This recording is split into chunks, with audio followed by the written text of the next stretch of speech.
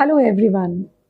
अगर हम कोई दांत निकलवा लेते हैं और हम उसे वापस नहीं लगवाना चाहते, यानी कि हम अपने मिसिंग टूथ को फिर से रिप्लेस नहीं कराना चाहते, तो उससे क्या नुकसान हो सकते हैं, जानते हैं इस वीडियो में।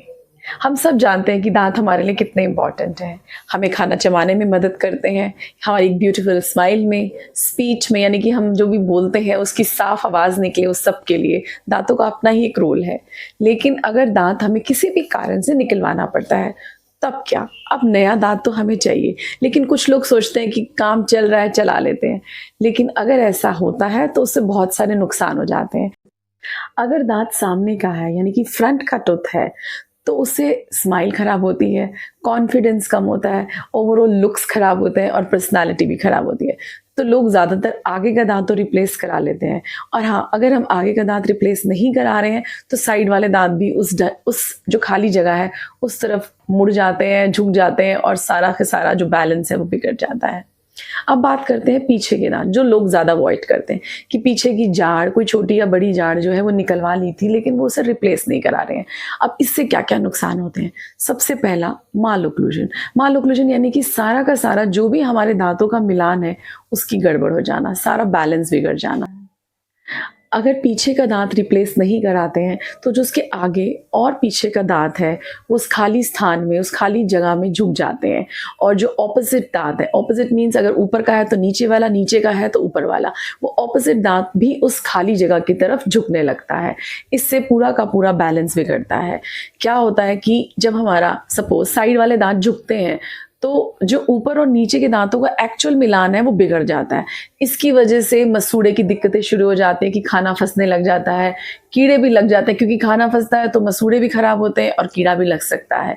कभी कभी तो ऐसा भी होता है कि पीछे की जाड़ निकलवाई है और आगे के दांतों में गैप आ जाता है फ्रंट के, तो जो बहुत ही बुरा लगता है। और कई बार पेशेंट समझ भी नहीं पाता कि ऐसा क्यों हो गया है। तो अपने डेंटिस्ट से जब मिलेंगे तो वो आपको बता पाएगा कि कहीं ऐसा तो नहीं कि पीछे की आपकी जाड़ मिसिंग है और उसकी वजह से आपके फ्रंट के दांतों में गैप आ गया और वो बाहर की तरफ निकल आए हैं।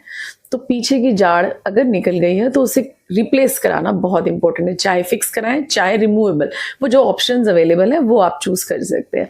अब बात करते हैं कि एक तो हो गया कि सारा ऑक्लूजन में गड़बड़ हो गया। दूसरा, जब भी कोई दांत निकलता है तो दांत जो है वो अपने साथ हड्डी भी जोड़ कर रखता है, मसूड़ा भी जोड़ कर रखता है। अब दांत निकल गया तो वहाँ की हड्डी भी पिचकने लगती है धीरे धीरे। ऐसा कहते हैं कि लगभग 1 साल में 25% वहाँ की हड्डी गल जाती है, और ये काम कंटिन्यूसली चलता रहता है आने वाले सालों में। तो सोचिए, अगर हमने ऐसा ही कोई दांत निकलवाया है और हमने उसे कई सालों से रिप्लेस नहीं कराया तो वो हड्डी कितनी सिकुड़ कर छोटी रह गई होगी, जिसकी वजह से हमारे गाल, हमारे होंठ भी पिचक जाते हैं। ऐसे लगता है कि पहले से ही बुढ़ापा आने लग गया है। तो कहते हैं ना कई बार कि मैंने जाड़ निकलवाई थी और मुझे लगता है कि मेरा जो है गाल पिचक गया है, वो इन्हीं कारणों से होता है, क्योंकि वहाँ की हड्डी गलने लग जाती है।